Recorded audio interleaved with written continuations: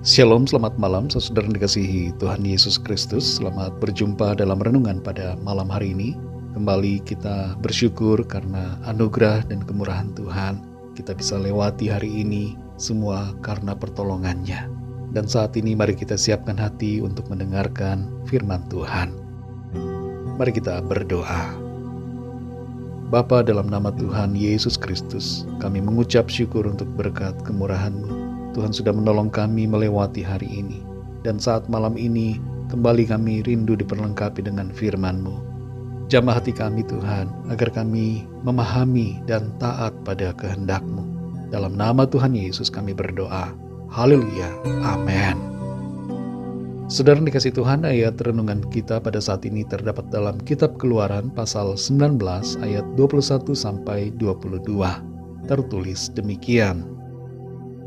Kemudian Tuhan berfirman kepada Musa, "Turunlah, peringatkanlah kepada bangsa itu, supaya mereka jangan menembus mendapatkan Tuhan hendak melihat-lihat, sebab tentulah banyak dari mereka akan binasa.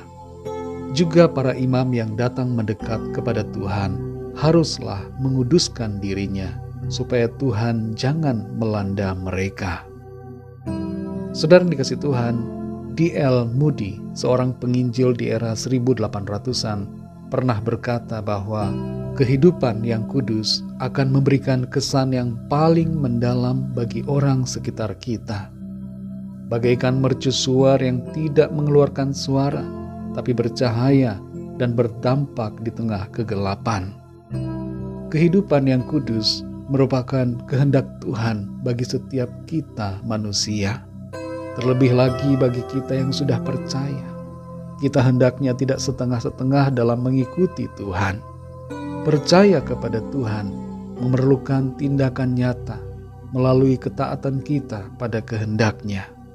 Kesungguhan iman akan nampak dari totalitas kita, bukan sekedar atau suam-suam kuku dalam menjaga hidup kudus sesuai kebenarannya. Di Keluaran pasal 19 ayat 21-22 ini, Tuhan memerintahkan Musa untuk memperingatkan agar tidak ada seorang pun yang datang naik ke atas gunung yang dilingkupi oleh hadirat Tuhan yang begitu kudus dan suci. Sebab tanpa kekudusan mereka akan mati.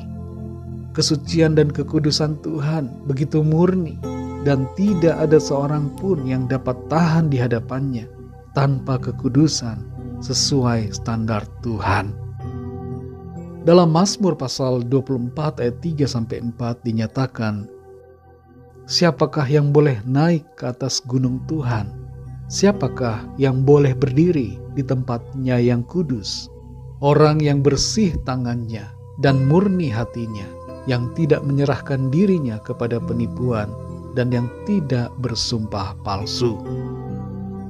Orang yang boleh masuk ke dalam hadirat Tuhan adalah yang hati dan hidupnya bersih, yang kudus dalam segala tingkah lakunya, dalam pikiran, perkataan, dan perbuatannya. Kalau seperti ini, standar kekudusan yang Tuhan tetapkan untuk kita miliki, sungguh kita semua akan tidak sanggup untuk mencapai hadirat Tuhan. Kita semua akan mati binasa karena ketidakkudusan kita. Tapi syukur kepada Tuhan yang telah mengorbankan dirinya demi pengampunan dan pengudusan kita. Ia berinisiatif untuk menolong kita mencapai standar kekudusannya. Kedatangan Tuhan Yesus ke dunia dan kematiannya di atas salib telah menebus kita dari penghukuman akibat dosa. Dan Ia telah menyucikan kita dari segala kecemaran, serta menjadikan kita sebagai umat-Nya yang kudus, imamat yang rajani, umat kepunyaannya sendiri yang dirancangkannya untuk berbuat baik. Saudara dikasih Tuhan, sebagai orang yang telah dikuduskan oleh kuasa darah-Nya, mari kita jaga kekudusan hidup kita, karena inilah yang jadi kehendak Tuhan. Sebagaimana firman-Nya yang tertulis dalam 1 Petrus 1 ayat 16. "Kuduslah kamu sebab aku kudus." Kita semua patut bersyukur karena kita diberikan anugerah pengudusan untuk layak masuk dalam hadirat-Nya yang kudus melalui doa-doa kita setiap hari. Bahkan kita semua diberi kemurahan untuk selalu ada dalam penyertaan-Nya.